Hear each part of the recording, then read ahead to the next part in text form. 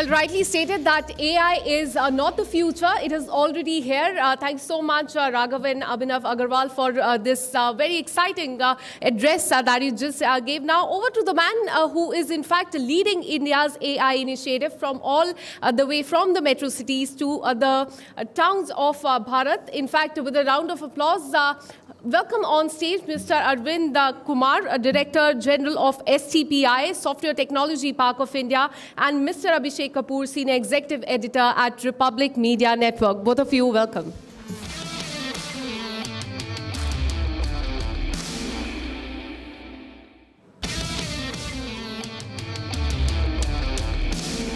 We're looking forward to having a deep insight on how AI-ready tech parks and deep tech innovation hubs are critical not just for Tier 1, but Tier 2 and Tier 3 cities. Thank you so much.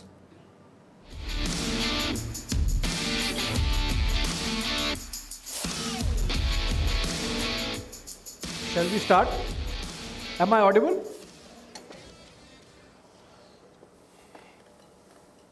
Welcome, friends, and welcome, Mr. Kumar. We have had two-way engaging sessions now, and saw the difference. The government bit struggled a bit, while the kids from the private sector, they did a good job of the language translation. Why so? I mean, if I could begin by asking that. It happens sometimes, but I think Bhasani is doing very well. Yeah. And that product is tested at not only in India and many other countries also. Maybe sometimes when you are in college, you are doing some project, and whole year project is working. But when the examiners come, your project is not working. You just said it was working till last minute, it was working, but just when you entered, it was not working. Right. So sometimes it happens, but I think Bhasani is a wonderful project. It's amazing. We can convert all the languages, Indian languages. A lot of effort has been done by the government of India. I think maybe after this, so they can demonstrate it as well. I think they are ready now. They will Yes, come back. they will. So it is generally said about it's a lore in India's Silicon Valley that the reason why information technology and software industry really worked so well for us and made those tremendous strides is because the government did not understand what to do about it. I mean, how to control it, and maybe the bureaucrats did not understand how it works, and so it had free run, and then it reached a scale, obviously, where it's fantastic, and about $220 billion plus of export now, software. Yeah. And you are the head of the entire structure which oversees those exports. So a lot of kids here, apart from people who are generally curious, and of course some experts. By kids, I mean the students of journalism and students from IT sector also. So can you just briefly tell us what the STPI does and what's the scale of operations? So STPI was established in 1991. At that time, the basic issues for the software export were like, we were having a very low-speed data connection. There was only one telecom operator called Videsh Sanchar Nigam Limited. So they were just supporting 64 kilobits per second. And there was a computers. You have to import each and every computer to this country. And therefore, STPI was created in 1991 to solve all the problems which is being faced by software exporter from the country. What we did, as you said, that government doesn't know when the software was developed. It is not so. Only thing is we never worked as a regulator. We always work as a facilitator. What is the problem which IT industry is going to face? What the kind of the problem they are having? So we identify basically three problems at that time. The three problem was absence of high-speed data connection. This was number one. And number two was cost of the computing device. Right. And number three was ease of doing business, because when you do the export, there are some regulations which is related to state government, some may be related to central government, maybe related to custom, maybe related to excise, maybe related to sale tax, maybe related to service tax. So government has created a single window system in the form of the STPI. So you have just exporter, IT exporter has to come to STPI. They will get all problems solved and they can do export from the STPI. Right. Second is We have not regulated Videsh Sanchar Nigam that you have to provide high-speed data connection to IT industry. We said, okay, we will have the bandwidth in the satellites. At that time, optical fiber was not there. So each and every bit is going through the satellite. So we have taken bandwidth in satellites, and we have provided that bandwidth to IT industry. So again, we facilitated it. So ease of doing business, we have facilitated. High-speed data connection, we have facilitated. Third was cost of the computing device. Then what we did is we have created a STPI center across the country. We have started from 3 centers. Today we have 68 centers. And out of 68 centers, 60 centers are in tier 2 cities. So in those centers, how many in the tier 2, tier 3 towns? 60. Okay, out of 68. Out of 68. Right. So this 3 centers and keep increasing. These centers were providing all computing facility, which means we are providing, at that time, computer was a big in nature. I mean, it was mainframe computers. Right. So we have provided mainframe computers. So any youngsters, any innovators, anybody who can write the codes, they can come to STPI, write the code, and do export from there itself. Or anybody, big company, they want to create a big center in their office, we have given permission to them. They can take the bandwidth from satellite. So therefore, we have worked as a facilitator, not as a regulator. Though even today, we have to certify all the export which is happening from this country, except which is happening from the SEZ units. So today we have around 20 lakh crore export from this country. Out of this, more than 10 lakh crores being certified by the STPI. Yeah. But it's so frictionless, so smooth. There is no human interface. You are not required to come to my office. So we have done everything in such a manner. It does not look like that we have become a stopper by any means. Of the entire software and IT export of India, roughly half is through routed through STPI. Right. Fair enough. And what are the numbers like? When we say we are a software superpower, and we are, what are the numbers like in terms of India's total exports and the share of software in it? Right. And where are we looking forward, going ahead, how the numbers pan out? In the software services, we have more than 55% market of the world when it comes to software services. So you understand, of the entire world's software exports, India alone accounts for 55%, more than half. That's why we are the software IT superpower, right? Okay. Right. So this is the 55% beyond. But now we are trying to create the software product. So now, therefore, we are creating, apart from those 68 centers, we have created 24 center of entrepreneurship, other than 68 centers. And these 24 center of entrepreneurship are now working to create the software product from this country. Right. And those 24 centers are basically technology specific or domain specific. Right. Which means, so we have one center, let us say, on blockchain, that could be in Gurgaon. We have on AI, which could be at Mohali, it's called Neuron. We have 8 centers across the Northeast. In all states, we have the presence. So we are creating whole startup ecosystem for the tier 2 and tier 3 city as well, which what we have already done for the software services. Can we discuss some part of this regional demographics, for example? So since you are dispersed across the country, which part of India is most software literate and has the best software prowess?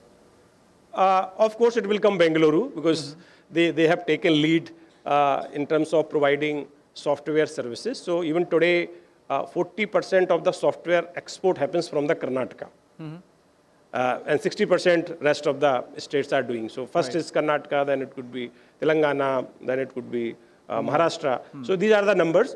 But now this new wave of startup, now most of the innovation is coming from tier 2 and tier 3 cities.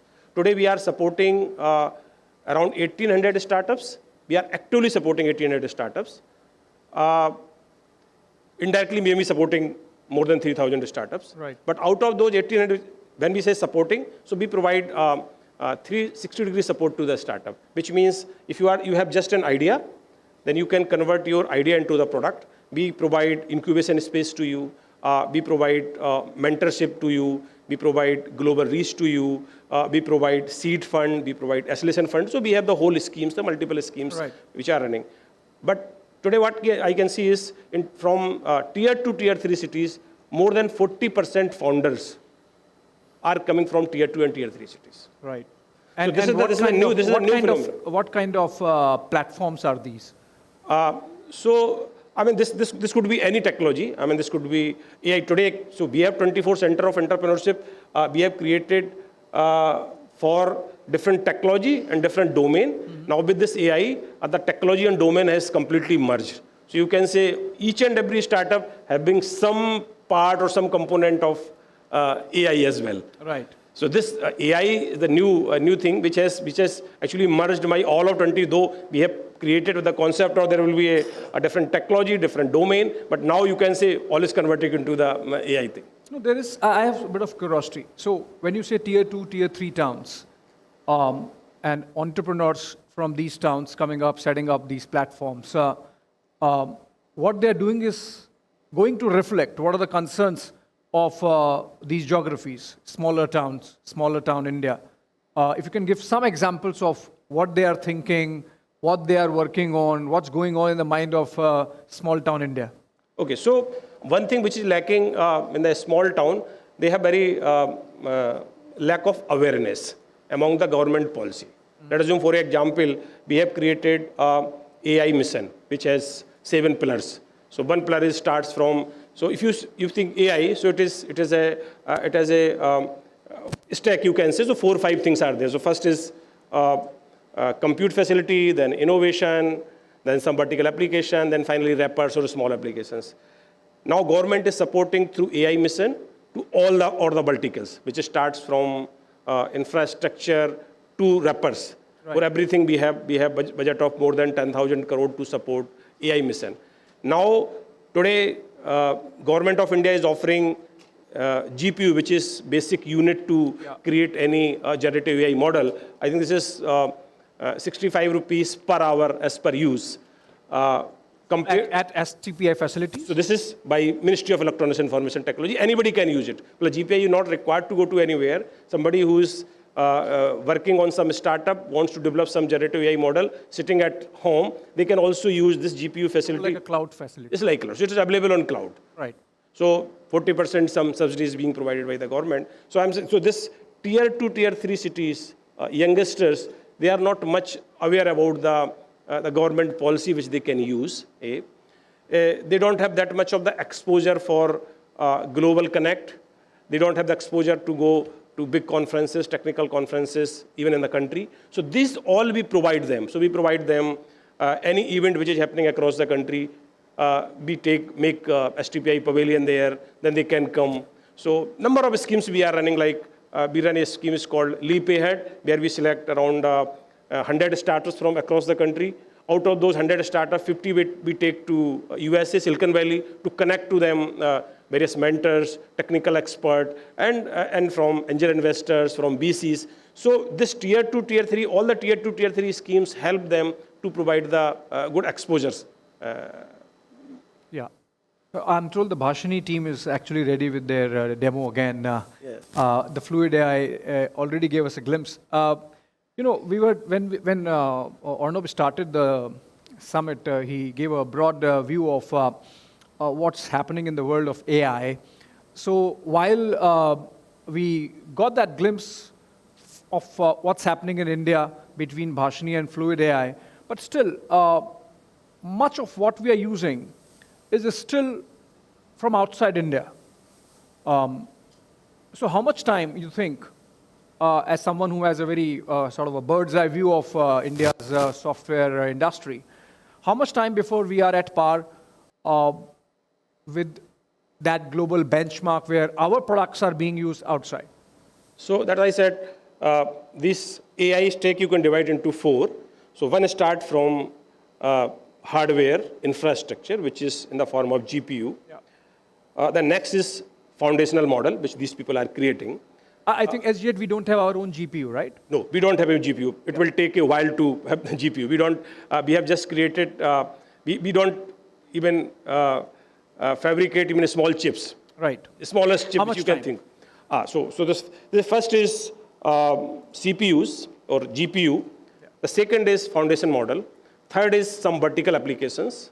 And the fourth is wrappers.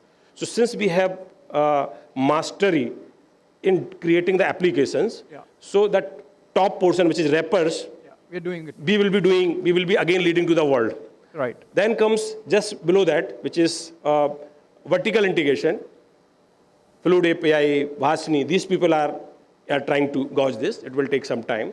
Below that is the foundation model. So government has identified 4 companies, which is Sarvan, some Gyani, and one is Gyan. So 4 companies have already identified the government. We are giving full support to them to create foundation model. And the last is model would be, just for the benefit of the youngsters here, something like like GPT. So Chat GPT has 2 parts. Rock, yeah. Chat GPT has 2 parts. One is GPT is basically foundation model. Right. And Chat is the vertical application which I am talking. Okay. So there are 2 parts. So Chat and GPT, Right. called Chat GPT. So this portion of GPT, 4 companies in India is working with the support of Ministry of Electronics, which is Sarvan, Gyani, and Gyan. These 3-4 companies are working on that.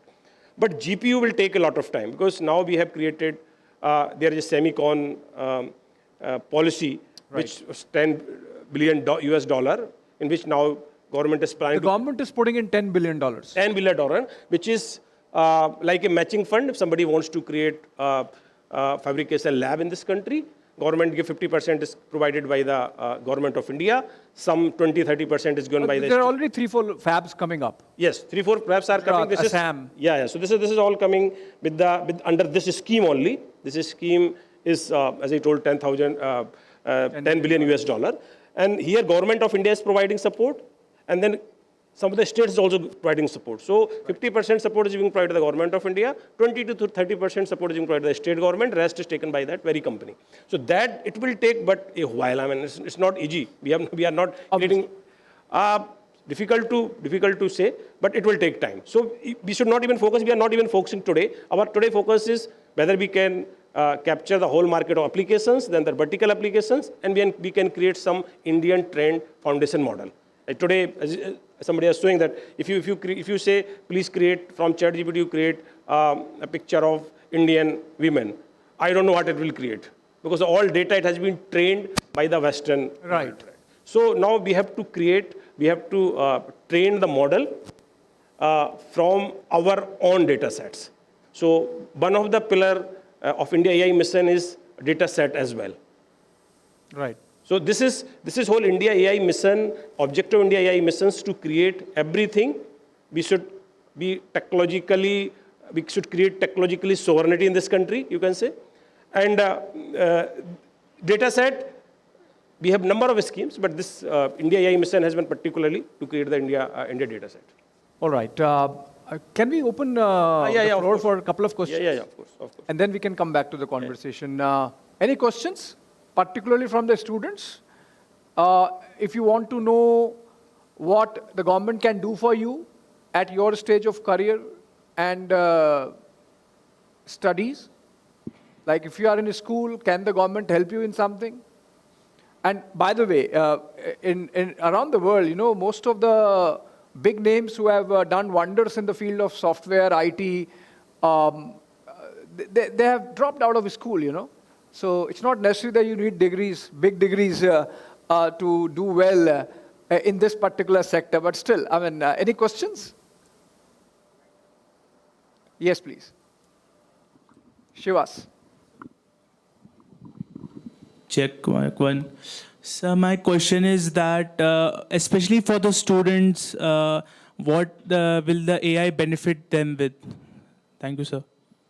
Okay. So AI has multi dimensions. For a student, one thing is you are not required to learn now coding. So we have to learn Pascal, we have to learn C++, we have to learn Fortran. Now you just give the command and coding will happen. Right. So now you have to become more creative. You have to become more creative. AI can solve the problem, but it cannot create problem statement itself. It is our duty to create the problem statement. So AI should be used as a tool for human. It's not a replacement. Somebody was talking about the employment and all. I said, this human, they cannot replace the human. They can become, now AI is not actually no more a technology. It is like a tool. Tool, right. It is a blended of so many technologies. Yeah. But for human, it is a tool. So this student can also use as a tool either for their study or for creating any product. Now today you can start your startup. It doesn't matter whether you are BTech computer science or not, whether you know coding or not, but you have idea in your mind and you know how to solve this problem. Yeah. And what an idea. Idea is nothing basically. I think they are already using ChatGPT to do their homework, right? Right. They must be. Are you using ChatGPT for finishing your homework? Yeah. Hey, see, they have admitted. So I can tell how much powerful is this. It is. You can say it is a third wave of revolution. First wave came when we say electricity was invented. So if electricity could not have been invented, it might have taken 500 years to the same development which has happened in the 50 years. Right. Second revolution could be in terms of internet. If internet could not invented, then I think this could have taken 100 years what had happened in that last 10 years. Right. Same is true with AI. What development has to happen in 50 years, it will happen in the next 5 years. Exactly. So this is the, we used to call it a third wave of AI, and we should unlearn, learn, and adapt. And this is what the concept for AI is. You must unlearn and learn and then adapt.